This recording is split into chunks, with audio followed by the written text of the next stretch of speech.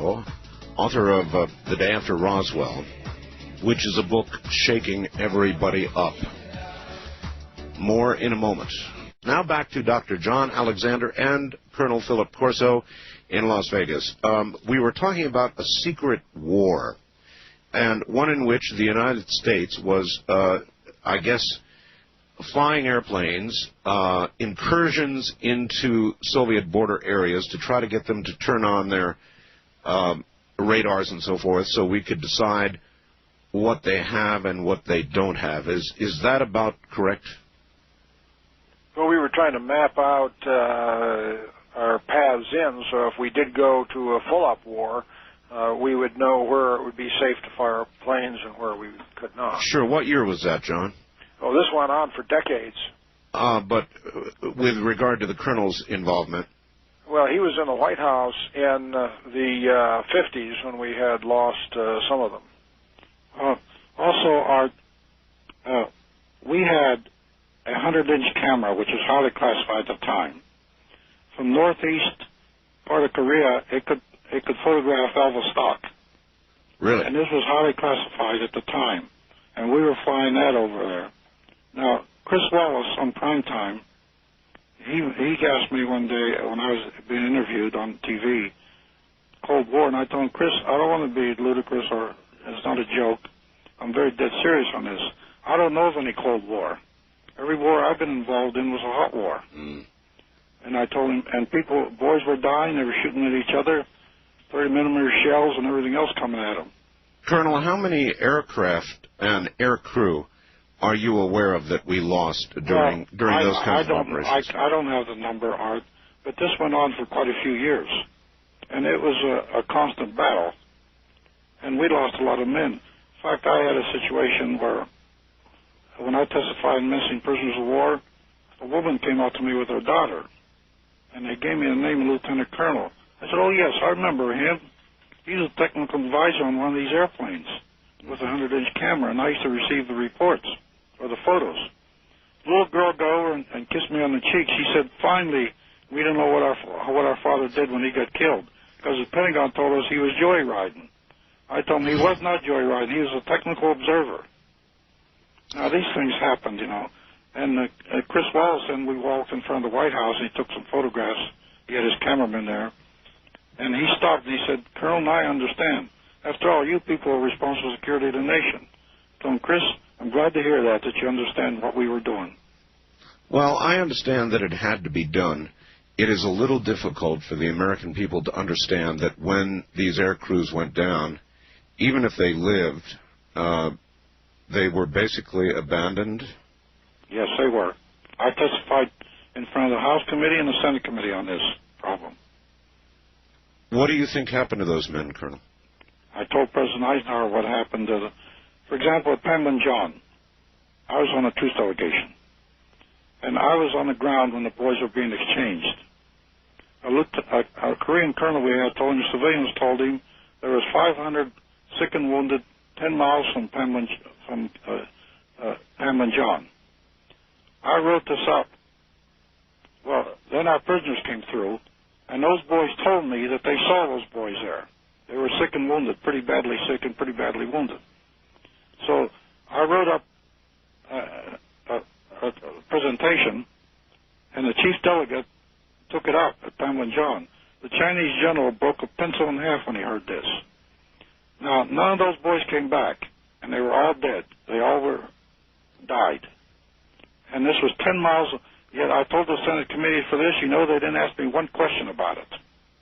Well, maybe they didn't want to know. Well, I think the answer to your question is that, particularly for the technical people, that after they fulfilled their usefulness, they were terminated. Terminated. In other words, no doubt the ones that ended up in enemy hands were tortured for whatever information could be gleaned and then disposed of. Right. Well, they also took their identities. That was the intelligence aspect of what I discussed with President Eisenhower. I wonder how people who have knowledge of this, Colonel, sleep at night. I mean, do you just rationalize it's war? Well, cold or hot, whatever you want to call it, it's war, and there are casualties. It was war. And after all, they threatened to bury us, and they were a threat to us, and we had no choice, just like the extraterrestrials. In the military, you think, you always, just in case it's hostile, you're not going to be caught short. Mm-hmm. And we did the same thing in extraterrestrials. All right. In case we're going to be ready. All right. Let's talk a little bit about that. You saw a body in 1947. There's no question about what you saw. You know what you saw. Yeah. It then went on to Wright Field in Patterson, and that really was the last contact of that sort you had until when? Well, there was these planes were flying at Red Canyon there, and some things happened there. But then what confirmed it really in my mind, the collaboration, which is no question, we financed the laboratory at Walter Reed. Research and Development did. Yes, sir. They had autopsy reports. They had one, and they did autopsy reports, which I had in my file. You had autopsy reports in your file? Oh, yes. In fact, some of that's mentioned in the book. And I described the extraterrestrial. Actually, the way I described him in the book, that one of the reasons when we tried to make flying saucers and they all didn't work was the extraterrestrial himself, or it, whatever it was, they had no sex organs. Uh-huh. He was a clone and built specifically by some intelligence for space travel. He was actually a part of the flying saucer. He was the guide system. So technically he was part of the craft. Yes, he was part of the craft. Uh-huh. And he was the guidance system.